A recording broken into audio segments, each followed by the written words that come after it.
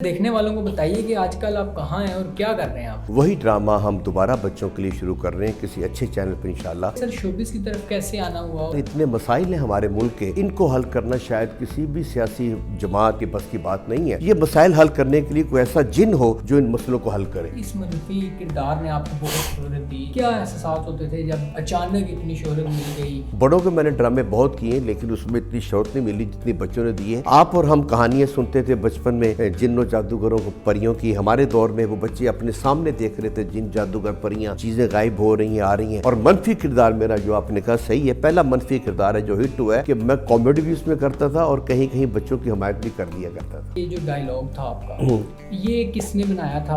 वो लिखते थे कि हमू जादूगर मंत्र पढ़ता है बिल बतौड़ी आ जाती, तो वो मैंने फिर उल्टे सीधे जोड़ के ना लफ्ज, तो फिर मैं बड़ी तेजी के साथ वो पढ़ता था कि वो मंत्र लगता था। गुम गुम गुमा चुम चुम चुमा कच्चु कुमा चल चल चक्री बिन बिन बकरी बिल बतौड़ी नासा चोरी खाल के चोरी, मैं हूँ चंदा तो एशकोरी, आ जा कॉमन कॉमन। सर जी, एनक वाले जिन से आपको कितने पैसे मिलते हैं? पैसों की बात ना करें कि पाकिस्तान में हमारा जो तमाम फनकार है ना वो हैंड टू माउथ, और जब हमने ये ड्रामा शुरू किया तो PTV से हमें 700 रुपया पर एपिसोड मिलता था। एनक वाला जिन ड्रामा बहुत हिट हुआ, उसके बाद आप नजर नहीं आए शोबिस। मैंने खुद तो नहीं आना ना, मैं तो आर्टिस्ट हूँ, आप मुझे काम दे, मैं सर के बल चल कर आऊंगा। कि आप सुपरस्टार बनाने के बाद आप घरों में बैठा देते हैं। मैं गुज़िश्ता 26 साल से मैं ड्रामा कर रहा हूँ, लेकिन प्राइड ऑफ परफॉर्मेंस बच्चों के किसी फनकार को नहीं दिया गया। मैं भी शयाद की एक सीरियल हिट होती है तो आप उसको प्राइड ऑफ परफॉर्मेंस दे देते हैं। हुकूमत पंजाब जो है जब मेरा नाम नॉमिनेट करके इस्लामाबाद भेजती है तो वहाँ पे जाके पता नहीं वो कौन कौन से शहनशाह जन्नत बैठे हुए हैं कि वहाँ से मेरा नाम उड़ा दिया जाता है। 4 दफा मेरा नाम गया है। प्लीज उसको कंसीडर कर लें ताकि हम भी मरने से पहले हमें थोड़ी सी हौसला अफजाई हमारी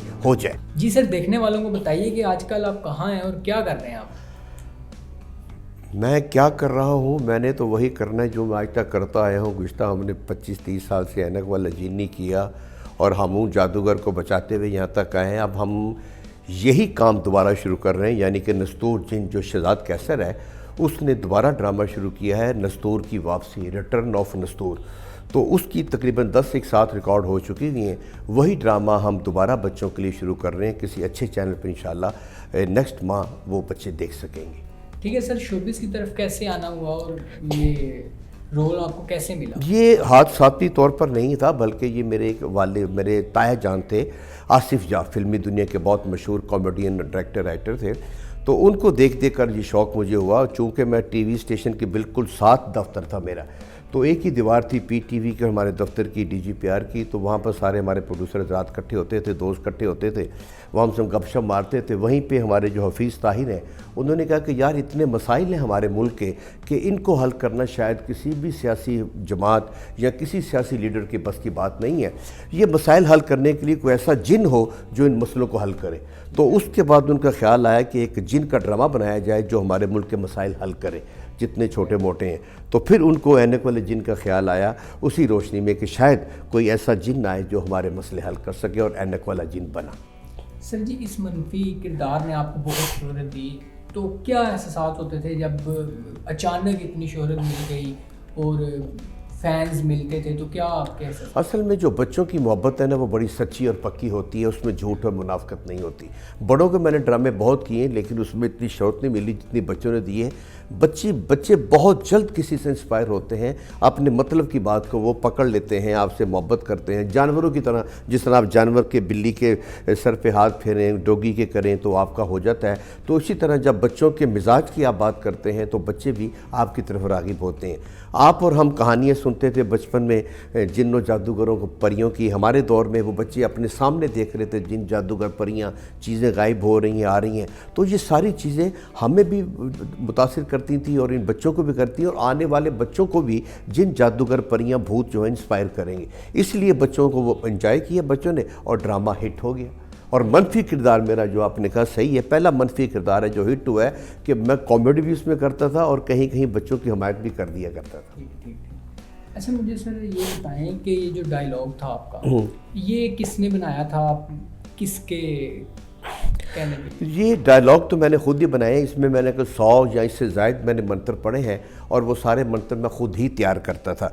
जो हमारे ड्रामे के राइटर थे ए हमीद साहब मरहूम, वो लिखते थे कि हामून जादूगर मंत्र पढ़ता है बिल बतौड़ी आ जाती है, हामून जादूगर मंत्र पढ़ता है जकूटा आ जाता है, हामून जादूगर मंत्र पढ़ता है करनानी चुड़ैल आ जाती है। मंत्र नहीं लिखा होता था, तो मुझे थोड़ा सा ये था लिखने लिखाने का, शेर शुर उल्टे सीधे बनाने का, तो वो मैंने फिर उल्टे सीधे जोड़ के ना लफ्ज़, तो फिर मैं बड़ी तेज़ी के साथ वो पढ़ता था कि वो मंत्र लगता था। मंत्र तो नहीं था लेकिन वो अल्फाज जोड़े होते थे, घुम घुम घुमा चुम चुम चुमा कच्चुकुमा कच्चुकुमा चल चल चकरी बिन बिन बकरी बिल बतौड़ी नासा चौड़ी खाल के चोरी मैं हूँ चंदा तो एशकोरी आ जा कॉमन कॉमन। तो लगता था बच्चों को शायद ये जेन्युइन मंत्र है, और वही बच्चों के प्यार ने, बच्चों की सादगी ने, बच्चों की मोहब्बत ने इस मनफी किरदार को हिट कर दिया। ठीक है सर जी, ऐनक वाले जिन से आपको कितने पैसे मिलते थे? पैसों की बात ना करें कि पाकिस्तान में हमारा जो तमाम फ़नकार है ना, वो हैंड टू माउथ है और कसम पुरसी की ज़िंदगी गुजारता है, और आखिरी वक्त में उनके पास शायद खाने को कोई पैसा नहीं होता। जब हमने ये ड्रामा शुरू किया तो PTV से हमें 700 रुपया पर एपिसोड मिलता था, 700, हाँ जी, 93 में। और जब ये 2002 में ड्रामा ख़त्म हुआ है तो उस वक़्त हम 3500 या 3600 रुपये हम ले रहे थे उस वक्त, जो कि बिल्कुल वो कहते हैं ऊँट के मुंह में ज़ीरे के बराबर था। लेकिन ये और वो भी पैसे वही खर्च हो जाते थे, लेकिन एक शौक़ था कि पहचान अल्लाह मियाँ ने दे दी, लोगों ने पहचान लिया, ड्रामा हिट हो गया। हमारे लिए यही बड़ी बात थी, हमने पैसे को तरजीह नहीं दी, हमने बच्चों की उस मोहब्बत को जो उन्हें प्यार दिया उसको तरजीह दी। क्या वजह सर जी, आप सरकारी नौकरी के साथ अदाकारी भी करते हैं, शोबिज़ में भी, तो आम तौर पर हमने देखा है कि जो सरकारी या जो नौकरी करता है वो शोबिज़ में नहीं आता, तो इसकी क्या वजह? नहीं, नौकरी करने वाले शोबिज़ में आते हैं लेकिन उनकी तादाद कम है। लेकिन वो आते हैं, आने के बाद वो नौकरी छोड़ देते हैं। हाँ, नौकरी वो अगर आप मैनेज कर सकते हैं तो आप नौकरी को तरजीह दें। जो नौकरी है ख़ुसूसी तौर पर सरकारी, वो रिटायरमेंट के बाद भी आपको पेंशन देती है, आपका किचन चलता रहता है, आपका चूल्हा जलता रहता है। अगर आप वो नौकरी छोड़ देते हैं तो बाकी जो फ़नकार हमारे जिन्होंने नौकरियां छोड़ दी वो बाद में पछताए। एक वक्त आया था कि जब मैं हिट हुआ हूँ तो मुझे स्टेज ड्रामे मिलने शुरू हो गए पूरे पंजाब में, और मैंने नौकरी छोड़ दी। उस वक्त मैं सेक्रेटेरिएट में ट्रांसलेटर था, 14वें स्केल में था। तो मसूद अख्तर साहब हमारे एक बड़े सीनियर अदाकार हैं, उनका ड्रामा था, तो मैंने कहा कि जी मैंने नौकरी छोड़ दी। उन्होंने कहा ये गलती मत करना। उन्होंने कहा कल तुम शो नहीं करोगे, जाओ और जाके अपना जो है ना जॉइनिंग दे कर आओ, वापस छुट्टी अपनी मंजूर करवा कर आओ। उन्होंने मुझे सख्ती से वहाँ भेजा। मैं गया अपने सेक्रेटेरिएट में, अपने सेक्रेटरी से मिला, उनको जाकर रिक्वेस्ट की और फिर मैंने कंटिन्यू अपनी सर्विस कर दी। और इतना अच्छा वो फैसला था कि फिर मुझे 17 मिला, 18 मिला, 19 मिला। और आप भी अगर मेरा किचन चल रहा है, क्योंकि फ़नकार कहाँ गए, जकोटा जी वैसे कसम पुरसी में मरा है, टू माउथ, करनानी चुड़ैल ऐसे ही मरी, जकोटा बिल बतौड़ी करनानी, हमारे वो ए हमीद साहब राइटर, फिर आपके बब्बू बराल मस्ताना जिन्होंने इसमें काम किया, गयूर अख्तर, सबकी हालत ऐसी थी। रहमू बाबा कौन है जो उसमें खुशहाल था, सारे ही ऐसे मरे। तो शुक्र अल्लाह ताला का, मैं दुआएं देता हूँ अब मसूद अख्तर साहब को कि जिन्होंने कहा कि नहीं, इसकी लाइफ बहुत कम है। पाकिस्तान का फ़नकार अपना अरूज और अपना जवाल अपनी ज़िंदगी में देखता है, तो बरखुरदार ये काम मत करो। और फिर मैंने वो उसको शौक़ की हद रखा, असल टाइम फिर मैंने अपनी नौकरी को दिया। ऐनक वाला जिन ड्रामा बहुत हिट हुआ, उसके बाद आप मतलब उस तरह से नज़र नहीं आए शोबिज़ में, उसकी क्या वजह? मैं नज़र आना चाहता हूँ, ठीक है, हर फ़नकार चाहता है कि मैं स्क्रीन पर रहूँ। मैंने खुद तो नहीं आना ना, मैं तो आर्टिस्ट हूँ, आप मुझे काम दें, मैं सर के बल चल कर आऊँगा। अगर आप मुझे काम नहीं देंगे तो मैं घर बैठा कोसता रहूँगा आपको, मैं बीमार हो जाऊँगा, मैं नखरे करूँगा, अपना चलता कुड़ता रहूँगा कि मैं कोई नहीं। मरते भी इसीलिए, बीमार भी इसीलिए होते हैं कि आप सुपरस्टार बनाने के बाद आप घरों में बैठा देते हैं। ये जो सीनियर अदाकार हैं उनको घरों से बुलाएं, उनको काम दें, उनके लिए काम मुहैया करें, कोई स्टेज करे, कोई PTV करे, कोई लम्बरा करे, पंजाब आर्ट्स काउंसिल करे, इनके लिए सब्सिडी दें, एक छोटी सी इनको कंटीन बना दें जहाँ 5 रुपये की चाय मिले, इनको खाना 10 रुपये का मिले, कोई ड्रामा शुरू कर दें जिसमें ये लोग आते जाते रहें, इनका दिल लगा रहे। हुकूमत को चाहिए कि छोटी सी कॉलोनी बना दे, डॉक्टर्स की कॉलोनी, वकला की कॉलोनी, इंजीनियर्स की कॉलोनी, साफ़ी कॉलोनी, सारी कॉलोनी है, फ़नकारों की कॉलोनी कोई नहीं है। अगर 2-2 ढाई-ढाई मरले की हुकूमत इनको घर दे दे तो हमारे कितने फ़नकार हैं, 100-150 फ़नकार नहीं है हमारे मुल्क में।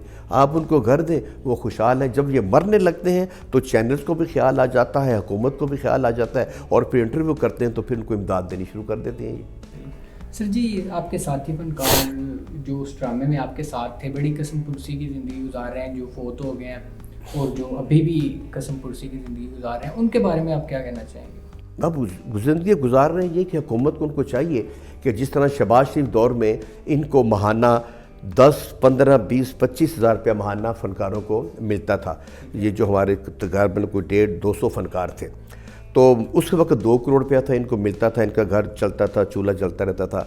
अब मौजूदा हुकूमत ने 2 करोड़ से बढ़ाकर 8 करोड़ रुपया कर दिया है उनका वो जो है। अब वो 8 करोड़ जो है वो पहले थे 150 फ़नकार, अब हो गए हैं 1200 फ़नकार। अब इनको मिलता है 5000 रुपया महाना।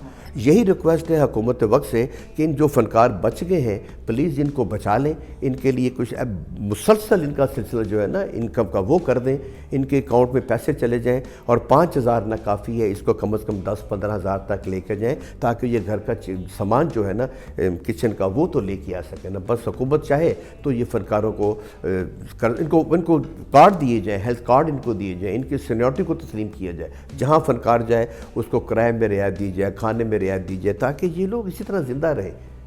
बिल्कुल। अच्छा, मुझे ये बताएं कि आप अपने पुराने दोस्तों के साथ मिलते हैं, बैठते हैं, पुरानी यादों को ताज़ा करते हैं? हाँ, मिलते रहते हैं। मैं जहाँ पे अलहमरा में ही मैं मुलाजिम भी हूँ यहाँ पर, तो यहाँ पर एक गढ़ है हमारे फ़नकारों का। फ़नकार आते रहते हैं, कमर्शियल प्ले भी होते हैं। मैं भी यहाँ करता हूँ, हर संडे को ड्रामा ऐनक वाला जीन लाइव दिखाते हैं। लाहौर आर्ट्स काउंसिल फ्री दिखाती है सब फैमिलीज़ को, वो लोग आते हैं, कुछ ड्रामा देखने आते हैं, कुछ हमारे जो रेसल के लिए आते हैं।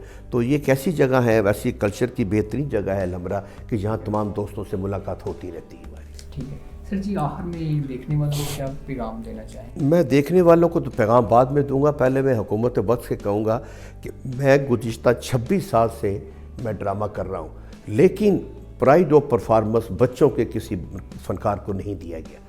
क्यों नहीं दिया गया?